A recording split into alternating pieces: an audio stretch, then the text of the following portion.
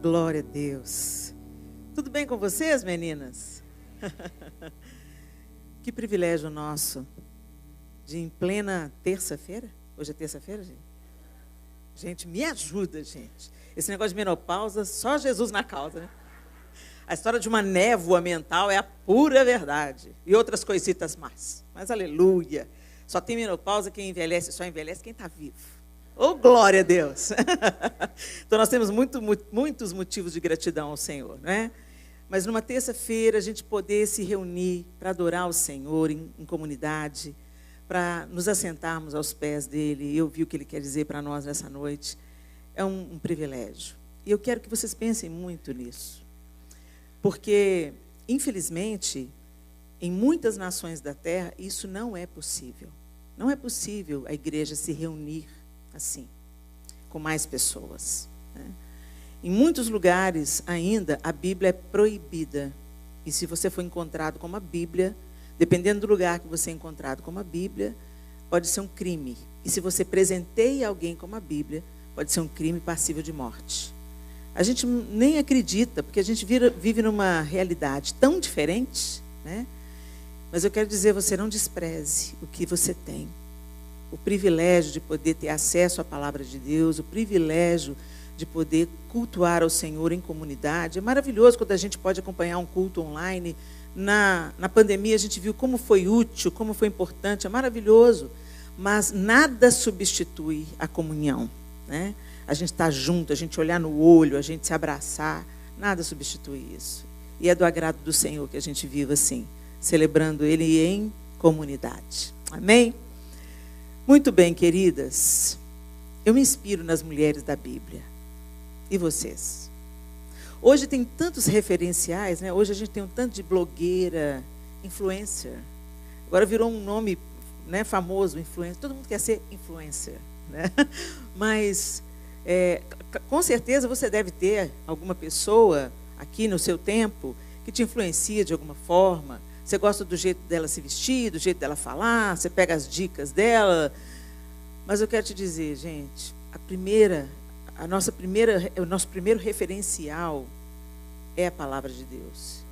E as mulheres que são descritas na palavra de Deus. Com elas a gente aprende o que fazer, com algumas a gente aprende o que não fazer, né? Mas, de qualquer forma, a gente aprende. E hoje eu queria trazer para vocês a primeira convertida da Europa. Abra sua Bíblia em Atos capítulo 16.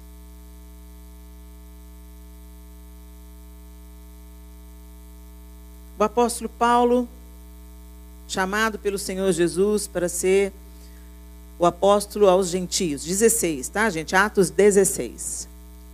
O apóstolo Paulo já tinha começado aí as suas viagens missionárias, né? Indo por toda a Ásia Menor, Grécia, Europa, rompendo a bolha do judaísmo, né? Jesus vem, Jesus é judeu, os 12 são judeus, num contexto do judaísmo, Jesus vivia o judaísmo, né? Certamente Jesus teve bar mitzvah, Jesus foi circuncidado ao 8º dia, tudo isso Jesus tinha. Jesus veio para os seus, mas os seus não o receberam, né? E já era plano de Deus, porque quando ele falou a Abraão que seria uma numerosa nação, aqueles que procedem dele, aí, gente, estão envolvidos todos os que procedem de Abraão, né? Agora, não significa que todos que procedem de Abraão possam ser salvos, né? Como João Batista mesmo falou, Deus pode suscitar essas pedras, tornar essas pedras filhos de Abraão. Por que vocês estão se envaidecendo por ser filho de Abraão, né? Mas se você pensar hoje, Ismael é filho de Abraão. Então, hoje, todo o islamismo, se a gente pensasse de uma maneira bem parcial, poderiam dizer que são filhos de Abraão, né? Os judeus, filhos de Abraão. E nós, gentios, fomos enxertados.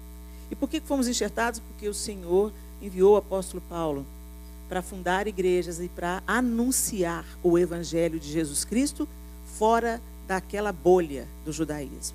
E aqui o apóstolo Paulo ousadamente começa a viajar, ele faz a primeira viagem com Barnabé, depois ele vai com Silas, e nós estamos nesse capítulo aqui. A partir do verso 11 de Atos 16, O texto diz: tendo, pois, navegado de Troade, seguimos em direitura a Samotrácia, no dia seguinte a Neápolis e dali a Filipos, cidade da Macedônia, primeira do distrito e colônia.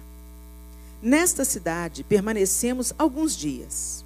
No sábado, saímos da cidade para junto do rio, onde nos pareceu haver um lugar de oração. E assentando-nos, falamos às mulheres que para ali tinham concorrido. Certa mulher, chamada Lídia, da cidade de Tiatira, vendedora de púrpura, temente a Deus, nos escutava. O Senhor lhe abriu o coração para atender às coisas que Paulo dizia. Depois de ser batizada, ela e toda a sua casa nos rogou, dizendo: se julgais que eu sou fiel ao Senhor, entrai em minha casa e aí ficai. E nos constrangeu a isso. O texto segue descrevendo o trabalho de Paulo ali naquela região, e aí Paulo se encontra com uma outra mulher, uma jovem possessa de um espírito de adivinhação, que dava muito lucro aos seus senhores, e ela vem elogiando Paulo e Silas, e Paulo a repreende o espírito nela, e aí ela é liberta, e os donos não gostaram dessa história, porque acabou a fonte de lucro deles, né? O espírito que empoderava aquela mulher para que ela adivinhasse e dar lucro aos seus líderes, aos seus patrões, aos seus senhores, foi liberto. Então, secou a fonte de lucro. E aí, eles denunciaram Paulo e Silas, eles foram presos, aquele episódio que vocês já conhecem. A prisão tremeu, as correntes foram partidas, o carcereiro falou que ia se matar, não faça mal a você, e toda a casa do carcereiro e o carcereiro foram salvos. Certo? Eu só estou dando a visão geral. Depois disso tudo, eles mandam soltar Paulo quando descobre que ele era cidadão romano. Não é bem assim, não. Vocês me prenderam sem julgamento, né? Paulo não achou bom esse negócio, não. Obrigada. Mas no verso 40, o último verso do capítulo. Vamos no 39. Então foram ter com eles e lhes pediram desculpas. E relaxando-lhes a prisão, rogaram que se retirassem da cidade. Verso 40. Tendo-se retirado do cárcere, dirigiram-se para a casa de Lídia. E vendo os irmãos, os confortaram. Então partiram. Senhor, essa é a tua palavra, e nós pedimos ao Senhor que o Senhor nos ensine, nos console, nos exorte, nos desperte através dela. Que o teu Espírito Santo abra a nossa mente, o nosso coração, para a gente aprender do Senhor, o que o Senhor, e só o Senhor, quer nos ensinar. Em nome de Jesus. Amém. Gente, essa descrição de Lídia mexe muito comigo. Porque começa mexendo comigo quando fala que Paulo, num sábado, então, Paulo não deixou de ser judeu não, tá, gente? Num sábado, o que os judeus fazem? É o dia sagrado dos judeus, é o Shabat. Então, ele procurou um lugar para oração. Então, ele e Silas estavam procurando um lugar para oração. E aí encontraram um lugar fora da cidade, na beira-rio. E ali se dirigiram para fazer suas orações. Só que quando eles chegaram lá, tinha um grupo de mulheres. Eu achei interessante isso. Mulheres estavam ali à beira do rio. E eles começaram a falar com aquelas mulheres das riquezas do Evangelho. Eles estavam viajando com esse propósito. Eles estavam indo de cidade em cidade para tornar a obra de Cristo conhecida. E não foi diferente ali, quando eles encontraram com aquelas mulheres à beira do rio. Mas o que me chama a atenção aqui é no verso 14. Certa mulher, chamada Lídia, da cidade de Tiatira, vendedora de púrpura, a Deus, temente a Deus. Me chamou a atenção. Como assim que Lídia era temente a Deus? E na mesma hora eu me lembrei de Cornélio, da história de Cornélio, né? Cornélio era um homem justo, Cornélio era um homem que temia a Deus, mas ele não conhecia as verdades do Evangelho. Então, ele tem uma visão e mandam chamar Pedro. E Pedro vai à casa de Cornélio. Quando Pedro vai à casa de Cornélio, Cornélio cai de joelho aos pés de Pedro. Pedro, não faça isso, levanta que eu sou homem como você. E eu vim aqui anunciar um evangelho, porque as suas obras, o seu bom coração, o seu temor subiu diante de Deus. É tão interessante isso, né? Gente, Deus alcança todos, Deus quer alcançar a todos, certamente Deus é um Pai amoroso. Mas existem corações que são inclinados a ouvir o Senhor. E tem corações que são obstinados e não querem dar ouvidos à palavra de Deus. O fato é que, independente se as pessoas gostam ou não, querem ou não, desejam ou não, aceitam ou não, a nossa missão é a mesma do apóstolo Paulo: tornar Jesus conhecido por onde a gente passar.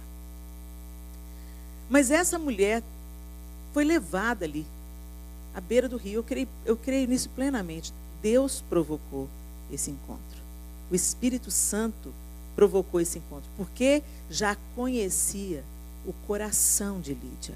Ela era uma mulher temente a Deus. E o que temente? Muitas pessoas associam o temente, o temor do Senhor é o princípio da sabedoria, né, gente? Mas esse temor que está se referindo não é medo, mas é reverência, submissão, respeito. Segundo o dicionário, reverência é amor e respeito profundos. E quando a gente começa a pensar na bondade de Deus, no amor de Deus, na graça e misericórdia de Deus, é tão bom, a gente se alegra, nosso coração fica feliz, você se lembra da sua salvação. Oh, Jesus, obrigado por tão grande obra no meu coração, né? Mas muita gente se esquece que Deus também é fogo consumidor. Jesus veio, não foi para nos livrar de Satanás. Jesus veio para nos livrar da ira de Deus. Porque Deus não compactua com o pecado. E nós nos divorciamos de Deus porque escolhemos o pecado. Através do primeiro Adão, nós fomos concebidas em pecado. Quando a gente já nasce herdando o DNA do pecado. Então, o mundo estava condenado. Mas Deus amou o mundo de tal maneira que Ele deu o seu Filho, para toda a sede de justiça de Deus ser saciada em Jesus. A gente nunca vai saber o que Jesus passou. A gente canta, né? Eu nunca saberei o preço dos meus pecados lá na cruz. Você nunca vai saber mesmo. Que só Ele sabe, só Jesus sabe o que Ele carregou naquela cruz. Além de cravos e coroas de espinhos. A culpa do mundo inteiro, de todas as gerações. Como que Deus podia olhar para Ele?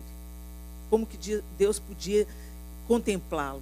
Por isso que Ele diz: Deus meu, por que me desamparaste? Porque não dava nem para chegar perto de Jesus, não dava para olhar para Jesus. Porque Ele estava absorvendo como uma esponja, tomando para si a culpa que era nossa. Tão grande salvação, tão grande salvação. E Deus proveu esse Salvador. Mas muitas vezes, queridas, nós entendemos isso até intelectualmente, mas isso não provoca uma reverberação na maneira que a gente responde a esse amor tão grande, a essa misericórdia tão grande, a essa salvação que nos esconde da ira de Deus. Gente, a ira de Deus vai se manifestar. O cálice da ira de Deus vai transbordar. Mas que alívio a gente saber que nós vamos ser protegidos dessa ira, né? Morrendo ou subindo. Morrendo, ele não é. A gente pode morrer, mas morrer não é lucro, né? Tem certeza da salvação? Então está tudo certo, você morre, daqui a pouco você vai ressuscitar. Os mortos em Cristo ressuscitaram primeiro, então você vai estar na primeira leva que vai se encontrar com Jesus.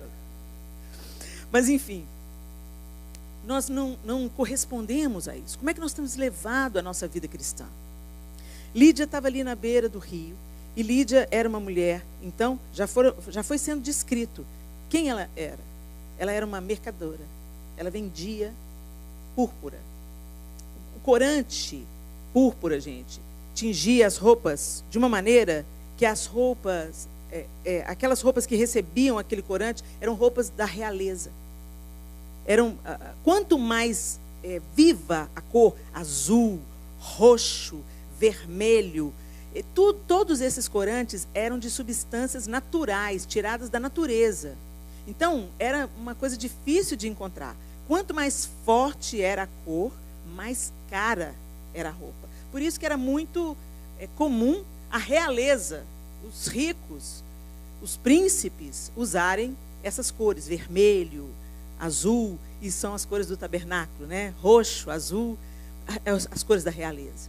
Então essa mulher certamente era uma mulher próspera, uma mulher rica, uma mulher bem de vida. O texto fala para a gente que ela era de Tiatira. Ela não estava em Tiatira, ela era de uma outra cidade, estava ali em Filipos, vendedora de púrpura, temente a Deus, nos escutava. Então aquela mulher abastada, mercadora, certamente conhecida, e conhecida por gente importante, estava dando ouvidos a Paulo. Será que nós temos a disposição de Lídia de ouvir pessoas que supostamente parecem menores do que a gente? Você sabia que cada um carrega algo único e que nós podemos aprender com todas? Se eu sentar com cada uma de vocês, tem algo que eu vou aprender que só você tem para me oferecer. Uma experiência, uma vivência, uma percepção. Nós somos um corpo, mas nós também somos tão singulares na maneira como Deus nos criou. E a gente entende isso melhor quando a gente descobre que os flocos de neve não são iguais. Já parou para pensar nisso? Nenhum floco de neve é igual ao outro. Nenhuma ordem das linhas da impressão digital é igual a outra. Deus trabalha no coletivo e Deus trabalha também na nossa singularidade. Ele é um Deus enorme, um Deus presente e um Deus que vai nos pequenos detalhes. Você vê flores exuberantes, você vê umas que crescem à beira do caminho, desse tamaniquinho assim. Mas quando você pega ela, você vê o mesmo capricho em cada detalhe. Esse é Deus. Mas às vezes nós somos tomadas pelo orgulho. Gente, o orgulho é o nosso principal inimigo. Não é o diabo não, é o orgulho. Porque o diabo nos tenta segundo a cobiça do nosso próprio coração. É o que a Bíblia diz. E quantas vezes o orgulho nos impede de caminhar, de receber aquilo que a gente tem que receber, de termos a humildade de ouvir a outra, mesmo quando a outra é muito diferente da gente, mesmo quando ela tem uma opinião diferente, mesmo quando uma não bate com a outra. Amar o próximo não é gostar de estar junto. Amar o próximo é tratar o outro como você gostaria de ser tratado. Por isso que Jesus ordena a gente amar o inimigo. Ah, Jesus, não vai dar para amar o inimigo, não? Dá sim. É uma decisão, não é um sentimento. Você não é guiada, governada pelos sentimentos. Você é governada pelo Espírito de Deus. Em obediência, você é capaz de tratar a pessoa mais diferente de você da maneira que você gostaria de ser tratada. E essa é a ordenança de Cristo. E o texto bíblico diz para a gente que glória tem de você amar aqueles que concordam com você. Glória nenhuma. Todo mundo lá fora também faz isso. Não tem diferença nenhuma. Mas vocês são chamados para amar como eu amei vocês. Quando vocês ainda estavam mortos nos seus delitos e nos seus pecados, eu já amei vocês, eu entreguei a minha vida por vocês. Então, que vos ameis uns aos outros, como eu vos amei. E quando a gente ama, gente, não tem lugar para o orgulho, não. A gente tem que tomar a decisão de não sermos dominadas pelo orgulho, mas sermos dominadas pelo amor de Deus e deixar esse amor dilatar o nosso coração. Lídia ouviu.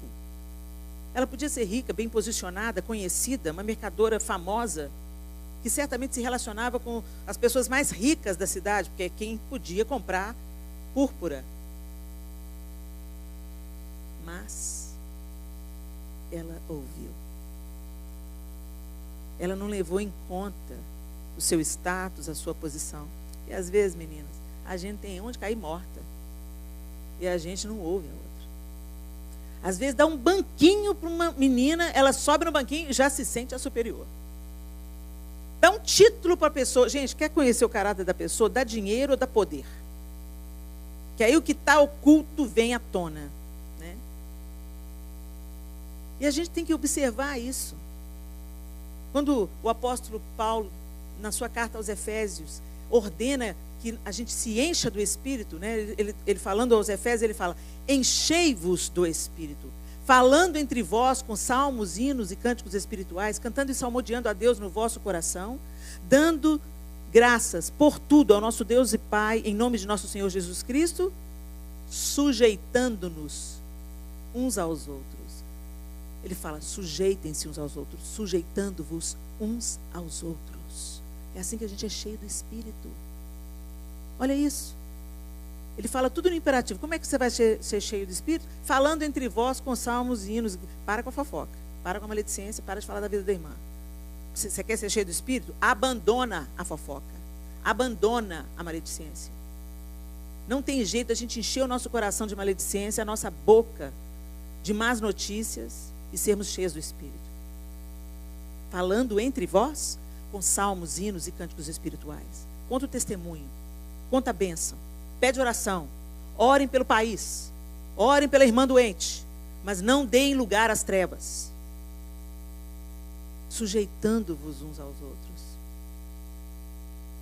Todas as maneiras da gente aplacar o nosso orgulho é se sujeitar. Você pode sentar com uma pessoa analfabeta, ela vai ter algo precioso para te ensinar. Não se considere melhor do que ninguém, nem melhor, nem pior. Mantenha o seu coração firme naquilo que o Senhor mandou. O Senhor Jesus, sendo Deus, não julgou com usurpação o ser igual a Deus, mas antes a si mesmo se esvaziou, tomando a forma de servo. Esse é o nosso legado. Quando Jesus quer enfatizar os seus ensinos, ele se cinge de uma toalha, pega uma bacia e lava os pés dos seus discípulos, inclusive de Pedro e de Judas. Ele já sabia que Pedro iria negá-lo, ele já tinha profetizado isso. Ele já sabia que Judas iria traí-lo. Mas ainda assim, quando Judas vem beijar Jesus, algumas traduções dizem que Jesus olhou para ele: aqui vens, amigo. Jesus não estava sendo irônico. Jesus estava deixando muito claro: o que você está fazendo não muda o meu caráter, não muda quem eu sou, não muda o meu amor. O que você está fazendo é uma escolha sua, mas não me contamina. Será que é assim que a gente está vivendo? Será que as porções do Cordeiro de Deus estão sendo dilatadas em nós? Será que a gente está mais humilde do que a gente estava antes de conhecer Jesus? Porque, gente, eu não sei o que acontece, mas tem gente que, em vez de ter Jesus no coração, o rei no coração, tem o rei na barriga. A pessoa era uma boa filha, mas se converteu sozinha em casa. A mãe não converteu, não. Aí, ela se sente superior. Você sabe o que é essas imagens aí, mãe? Nós temos que quebrar isso tudo aí. Vamos lá na festa do seu tio. Não vou na festa do meu tio, não. Não sento na roda dos escarnecedores. Jesus sentava com pecadores, mas você não pode, não, santa. Que exemplo que nós estamos seguindo, gente? Quem é o nosso Senhor? Quem é o nosso mestre? Quem é a nossa referência? Quem é o nosso exemplo? Porque Lídia parou para escutar aqueles homens que ela nem conhecia.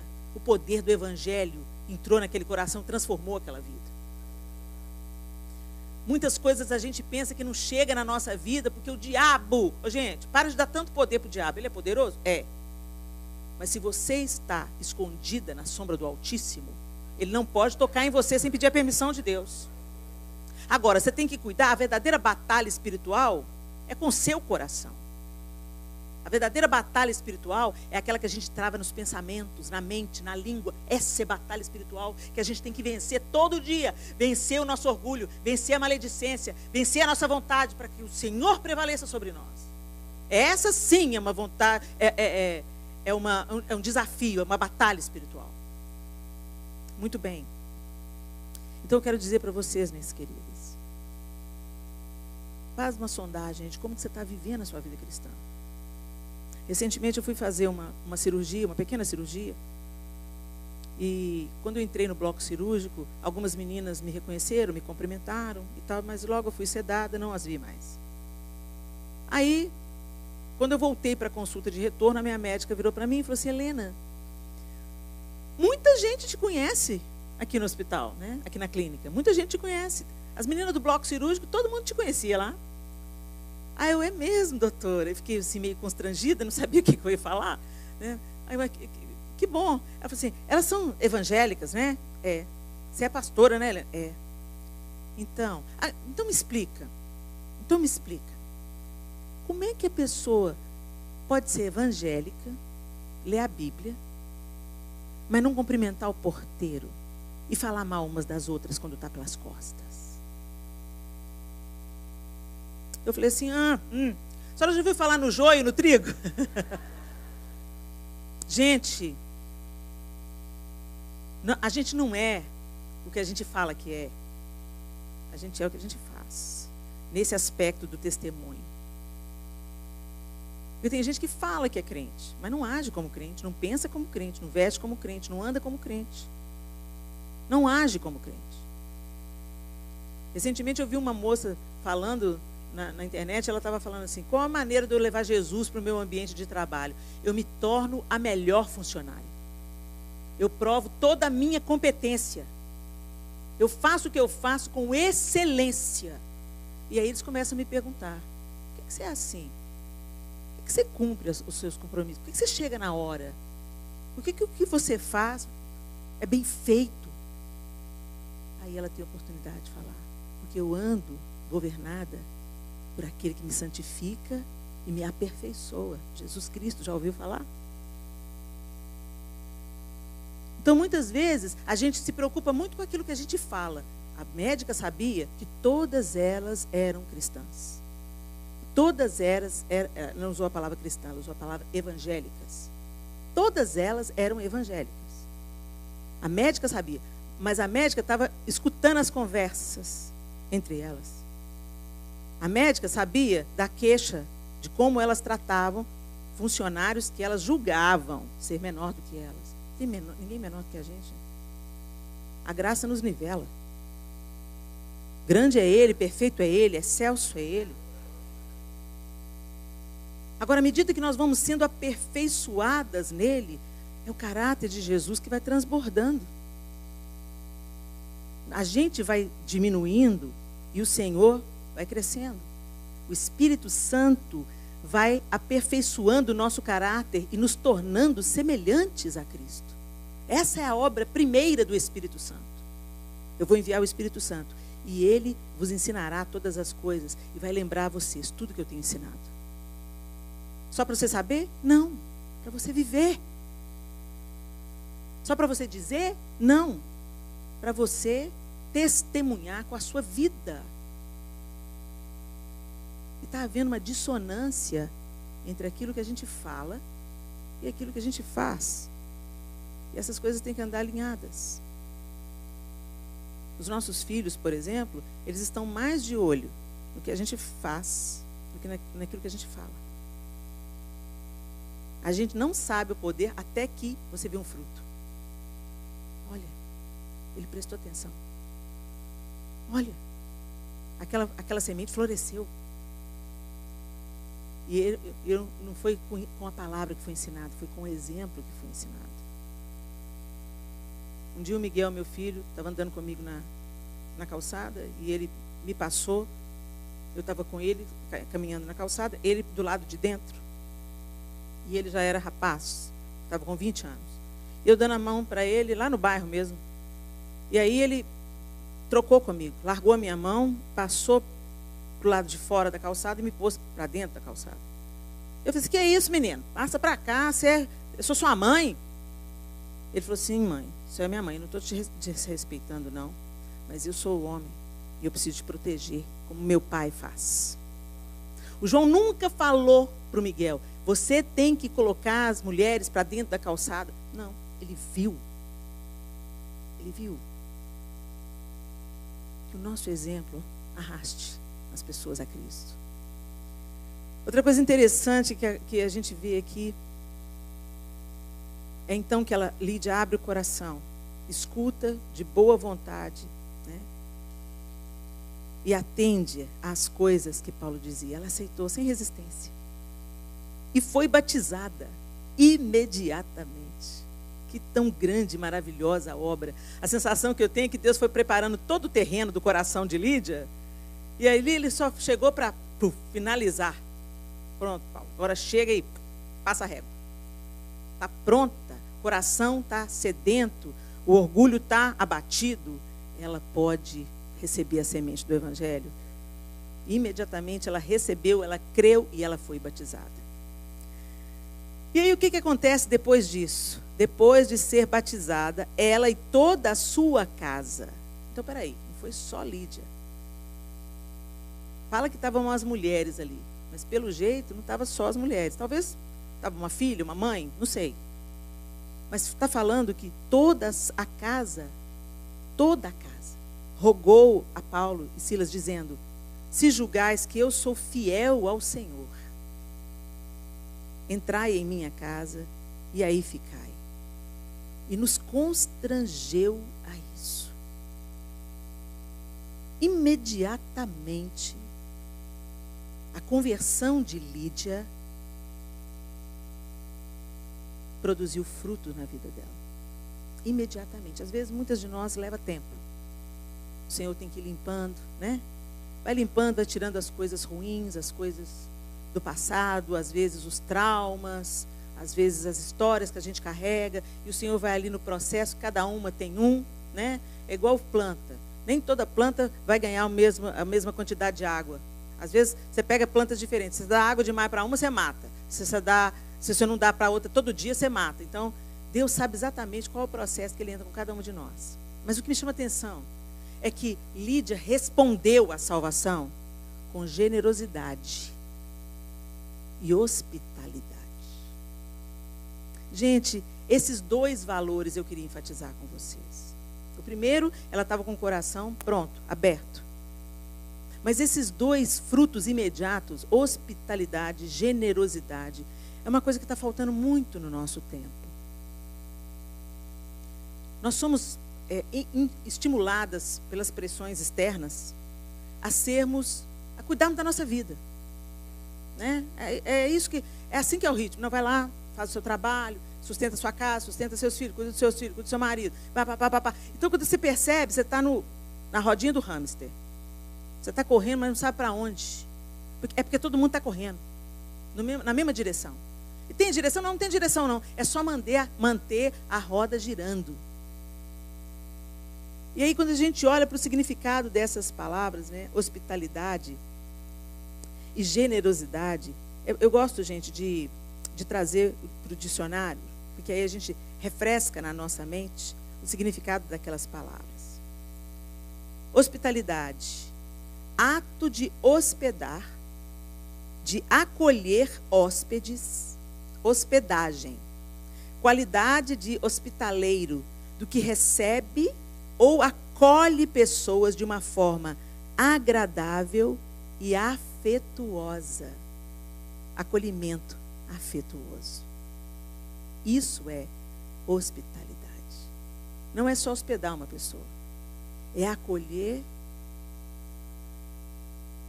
da melhor maneira possível, com afeto.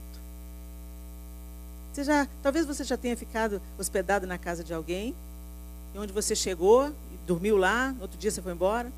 Talvez você tenha ficado na casa de outro alguém, quando você chegou tinha uma florzinha e um cartãozinho no seu travesseiro. Totalmente diferente, não é? Você se sente bem-vindo. Você se sente acolhido. E, gente, nesse mundo que está veloz, correndo na direção errada na maioria das vezes,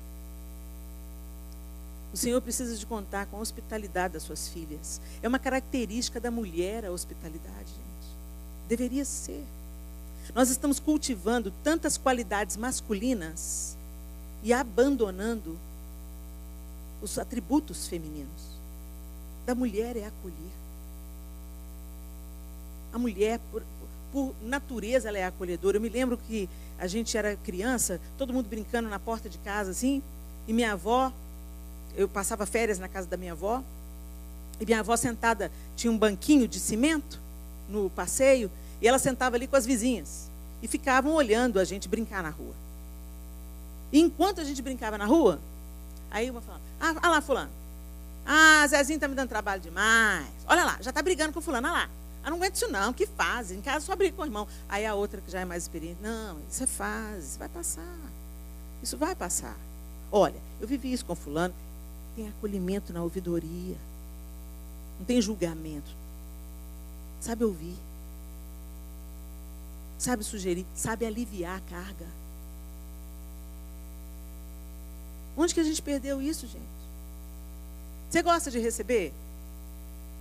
Quando você está angustiada, é tão bom a gente receber uma mensagem no WhatsApp de encorajamento, um versículo bíblico, um abraço. Tem gente que não precisa falar nada. Tem umas mulheres que chegam e abraço de mãe. Talvez você já perdeu a sua. E é tão precioso a gente receber um abraço de mãe. Mas a gente quer muito receber. Mas o quanto a gente está disposto a dar? Chegou a hora, meninas, da gente se tornar o referencial que a gente procura. Nós temos recebido tanto. Nós temos frequentado congressos de mulheres. Nos últimos 30 anos, 25 anos, eu sou testemunha de como no Brasil todo cresceu a ministração sobre mulheres de uma forma específica. Congressos para mulheres, seminários para mulheres, conferência de mulheres, acampamento para mulheres, para ministrar cura na sua alma, para ministrar recomeço, porque nós temos muitas peculiaridades. Beleza, gente, a gente está recebendo isso há tanto tempo. Para quê? O Senhor não nos dá nada apenas para nos inchar. O Senhor nos dá para a gente compartilhar. Paulo não conteve dentro dele. Ele saiu anunciando. Depois que ele encontrou com Jesus, Saulo foi totalmente transformado.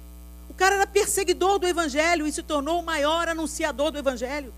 Começou a produzir fruto de arrependimento. Todo mundo via as evidências. Primeiro o povo ficou desconfiado. Esse cara está armando. Não estava armando não, porque eles viam os frutos na vida de Paulo. A perseverança, a resiliência, a resistência. Ele era arrojado, ele ia onde ninguém queria ir. Aí ele vai e encontra Lídia. E Lídia responde imediatamente: fica na minha casa, eu quero receber vocês. E no caso, aí receber, gente, não era só hospedar, era alimentar, era cuidar. Isso é muito forte nessa cultura desse tempo, né? Por isso que quando Jesus fala, se a casa não receber vocês, você sair, sacode o pó. Que era sério você não ser bem acolhido, né? E ela vai imediatamente, gente, ela não conhecia Paulo. Ok, não vai colocar um estranho dentro de casa, pelo amor de Deus. Que hoje a gente vive um tempo terrível, né? Mas ouça o Espírito. Ouça o Espírito Santo. Você já parou para pensar que tem pessoas que não tirariam a própria vida se tivessem tido ouvidoria e abraço? Há um tempo atrás, lá em Natal, uma igreja fez plantão numa ponte. Tinha muito suicídio na ponte. O pessoal subia na ponte e pulava. Aí uma igreja se sentiu convocada. Olha que coisa linda. Gente, o Senhor está nos convocando. A gente não está no mundo a passeio, não, gente. Aí o pessoal começou a fazer plantão. Tinha revezamento na ponte. Resultado: ninguém mais pulou. Eu não sei como é que está hoje, mas os jornais noticiaram. Saiu na mídia secular que aquela igreja estava montando plantão, e desde que eles começaram a montar plantão, muitas pessoas não apenas ficaram livres daquele espírito de autoextermínio, mas entregaram a vida a Jesus Cristo. A gente tem que ir onde há necessidade. Lá em Filipos tinha uma necessidade.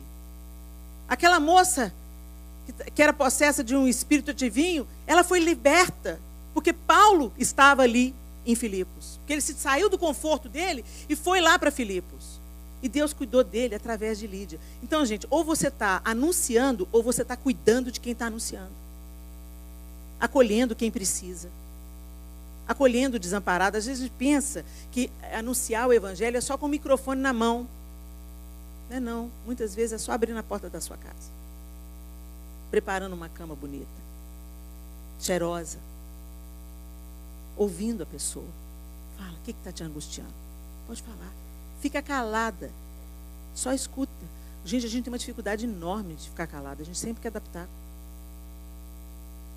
Eu não sei vocês, mas eu sou assim. O Espírito Santo fica caladinho, calada, Helena, calada. Ela precisa ouvir, ela precisa só falar. Eu, caladinha para Jesus me dar vitória. E no final, eu não precisei de falar nada, o Espírito Santo ministrou e ela fala, ai, obrigado por ter me ouvido, pastora. Você gosta de ser ouvida? Sem ser julgada? Você gosta? Às vezes as pessoas precisam confessar suas faltas para ser curadas. Confessar seus pecados para ser curadas. Você é uma pessoa de confiança? Uma pessoa que está sendo esmagada pelo peso do pecado vai te procurar? Que ela sabe que você vai ouvir, aconselhar dentro da palavra de Deus e consolar? Ou você vai esmagar ela, mais do que ela já está esmagada? A gente se sente tão melhor, né, gente? Mas a gente não é, não. Cada uma de nós tem uma vulnerabilidade em uma área da vida. Tem uma que tem problema com a palavra, fala demais. Tem outra que tem problema com o egoísmo. Só pensa nela, só compra presente para ela, só cuida dela, só economiza para ela, não compartilha nada com ninguém. Tem outra que tem o problema da ira. Qualquer coisa tem um barraco com ela envolvido. Tem outra que tem o problema da negligência. Tem que comparecer, tem que trabalhar direito, tem que assumir os filhos, as responsabilidades, mas sempre terceiriza. Sempre terceiriza. Ah, não. Cada uma de nós tem uma vulnerabilidade. Ou a outra tem problema com a mentira. Quando pensa que não, já está. Não, Helena, não estou mentindo, estou só exagerando. A gente colore com muitas cores a história que a gente conta. É mentira. Então, cada uma de nós tem uma área de vulnerabilidade. Então, por que a gente acha que a gente tem o direito de esmagar a outra que está abrindo o coração e confessando um pecado? A gente não tem, gente. Não é isso que o Senhor espera de nós. Ele espera que a gente escute, acolha, pergunte para a pessoa, você sabe que você está caminhando errado? Sei. Está arrependido? Estou. Vamos orar? Senhor, perdoa os nossos pecados. Ela tem os dela, eu tenho os meus, e nós precisamos da sua graça aqui, Jesus. Para a gente não morrer, para a gente não se perder.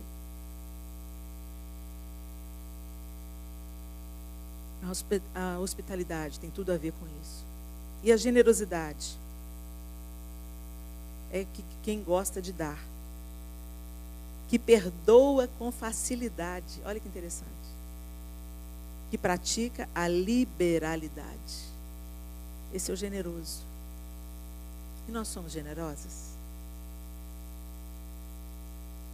Tudo aquilo que Deus deu para Lídia, ela colocou à disposição do reino, à disposição de Paulo, de Silas. Deus, Helena, pois é, mas Lídia podia, né, querida? Vendedora de púrpura, mercadora. Pois é. Para ela, Deus deu. E para você, Deus deu o quê? Nenhuma de nós veio para essa terra de mãos vazias. Nenhuma de nós. Ou você tem tempo, ou você tem um dom, ou você tem paciência, ou você tem graça para falar. As pessoas gostam de ouvir o que você fala. Ou você tem o dom da ouvidoria. Nós temos alguma coisa que nos foi concedido. E além disso, nós temos coisas materiais também. O Senhor tem cuidado de nós. Mas Deus não nos dá as coisas para ostentação, gente. Deus nos dá as coisas para serem compartilhadas. Como é que a gente vai numa igreja que a gente sabe que a família está sem emprego há 2 anos, está passando por uma enfermidade, você tem 30 pares de sapato e a irmã está de chinelo de dedo. Está um frio lá fora e a irmã com sandália. E você com a sua bota até no joelho.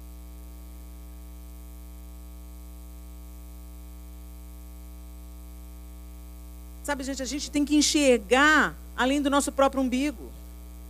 Isso é cristianismo. Porque Deus amou o mundo de tal maneira, Ele deu o seu Filho unigênito. Porque Jesus nos amou e veio pagar o escrito de dívida que era contra nós, ele deu a sua vida. Todos os discípulos largaram o que estavam fazendo na hora e seguiram a Jesus e nunca mais abandonaram. Todos eles, exceto João, foram mortos, foram assassinados por anunciar a verdade. Jesus ressuscitou.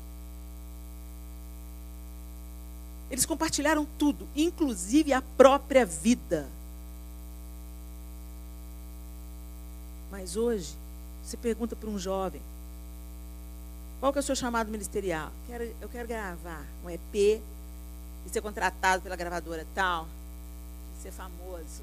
Ah, gente, vai catar coquinho.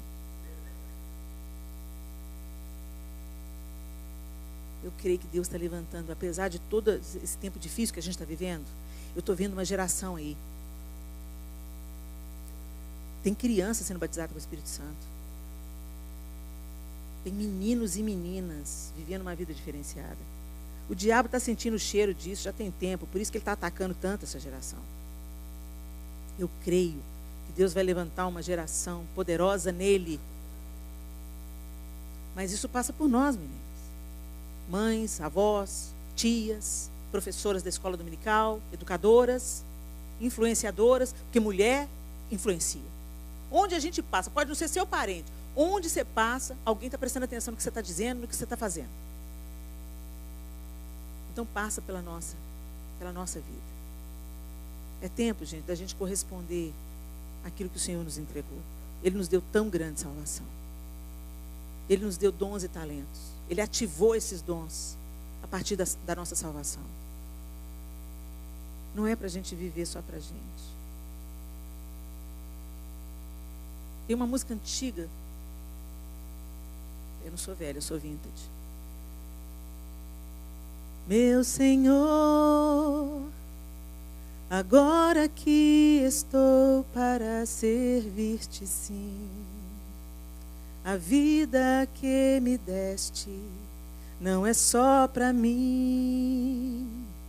A gente como eu, num mundo de pecado a sofrer.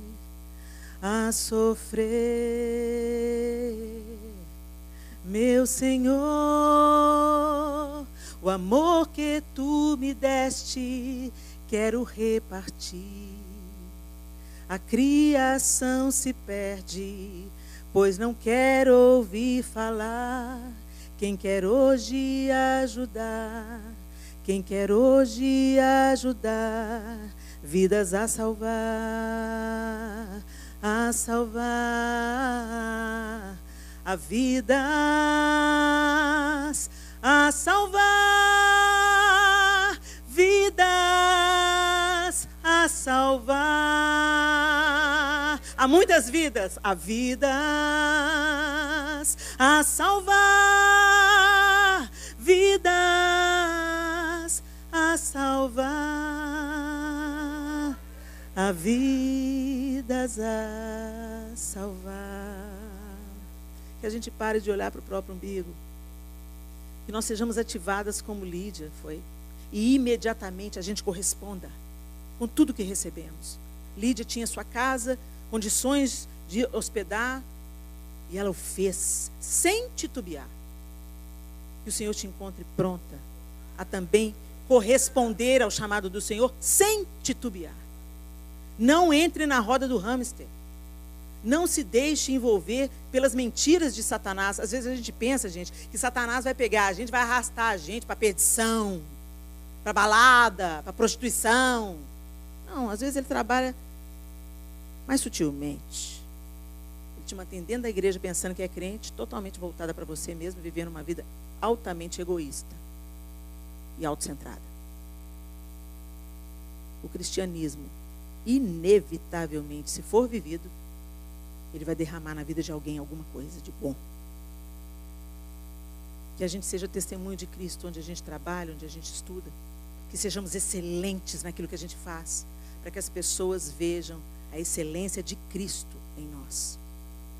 Que a gente seja verdadeira, que a gente não empreste a nossa boca a Satanás.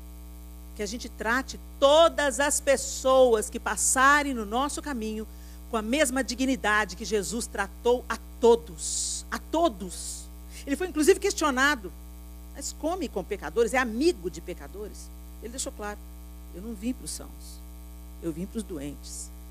E nós não estamos aqui a passeio. Nós estamos aqui para ser instrumento de Deus. Para que outras mulheres, outros jovens, outras pessoas conheçam esse amor. Através do testemunho que carregamos. E através dos dons que recebemos. Feche os seus olhos.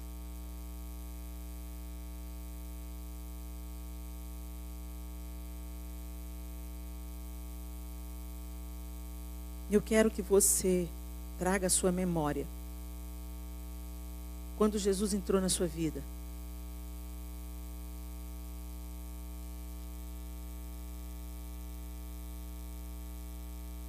Como é que foi aquele dia?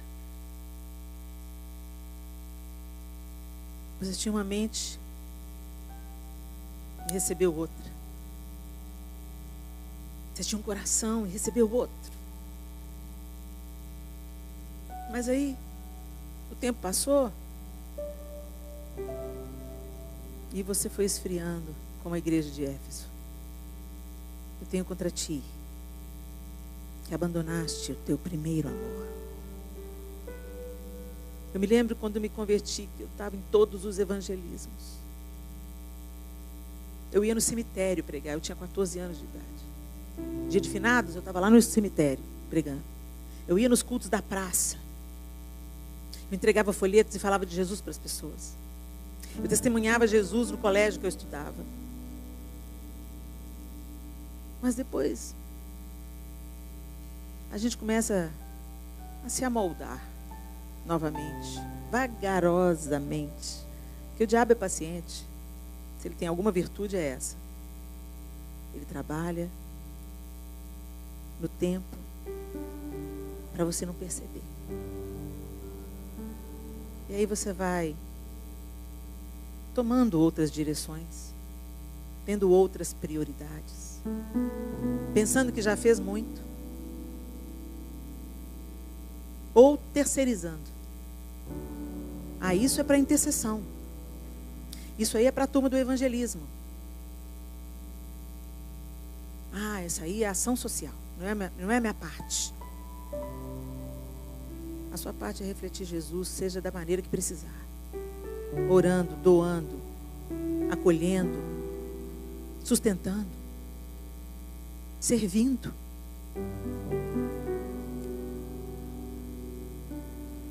Volta ao primeiro amor. Volta à prática das primeiras obras. Lá no começo você confiava em Jesus. Agora você confia no seu próprio braço. Você reconhecia que sem Ele você não podia fazer nada. Mas às vezes você passa o dia inteiro, um dia inteirinho, sem nem trocar uma palavra com o Senhor. Como Ele é seu Senhor?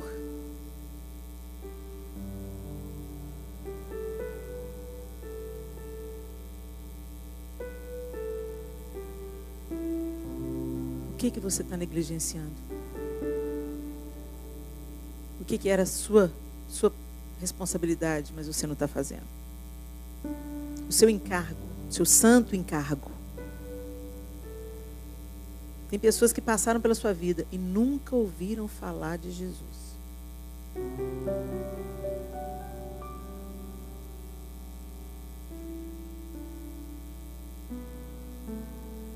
Tem gente que trabalha com você, mas não sabe que você é cristã. Por quê? Os filhos das trevas não são tímidos, são ousados. Eles impõem o que eles querem. Eles esfregam na nossa cara a sua fé ou a sua incredulidade. Mas a gente quer evitar o desconforto. Não é da nossa alçada convencer as pessoas. Quem convence o homem da justiça, do pecado e do juízo é a obra do Espírito. Mas nós precisamos de tomar a nossa posição de anunciar por palavras e obras. Por palavras e obras. Porque a fé sem obras é morta. Nós não somos salvas pela fé. Somos salvas pela graça mediante. Nós não somos salvas pelas obras. Somos salvas pela graça mediante a fé.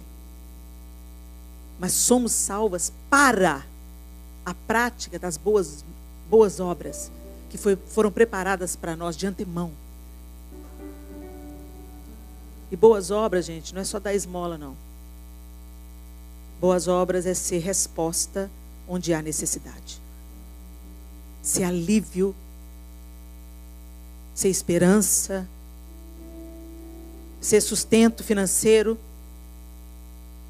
ser abraço, ser ouvidos, ser babá. Que em nome de Jesus, o caráter de Cristo de fato se apodere de nós. Porque Ele não poupou nada. Ele não poupou nada. Nem o luto de João Batista Ele viveu. Porque quando Ele se retirou para chorar a morte de João Batista, a multidão estava esperando Ele do outro lado. E Ele não retrocedeu. Curou todo mundo. Ah, gente, como nós precisamos. Eu também preciso. Eu tenho andado tão cansada.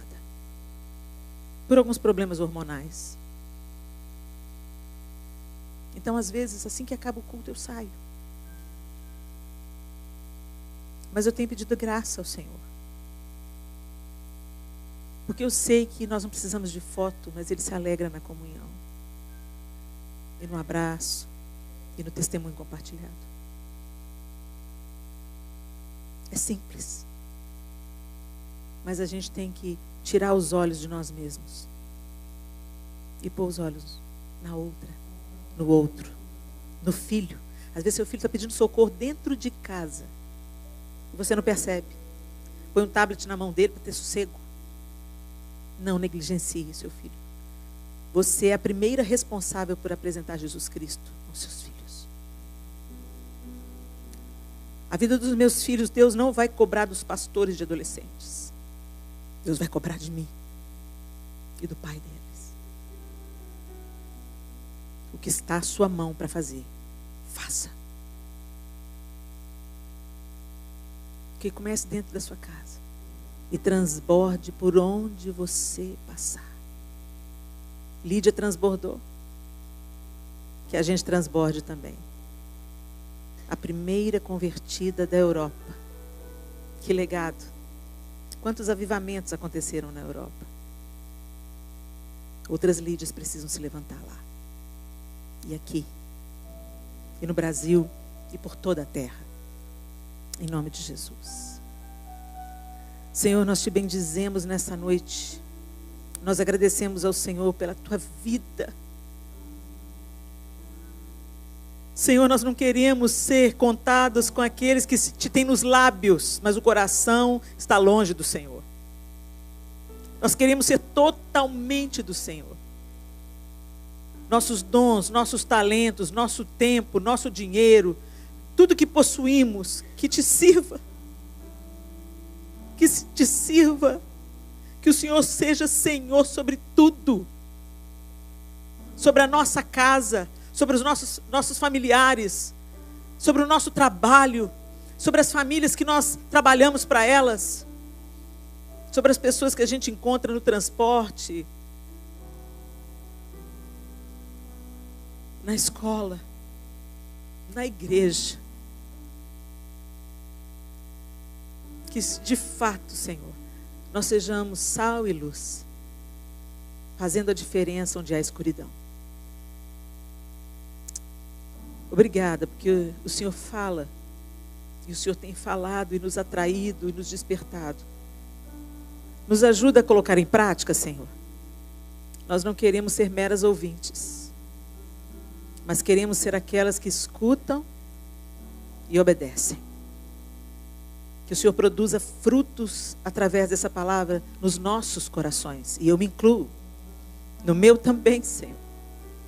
Que essa palavra produza frutos em nós. e que glorifique o teu nome por onde a gente passar.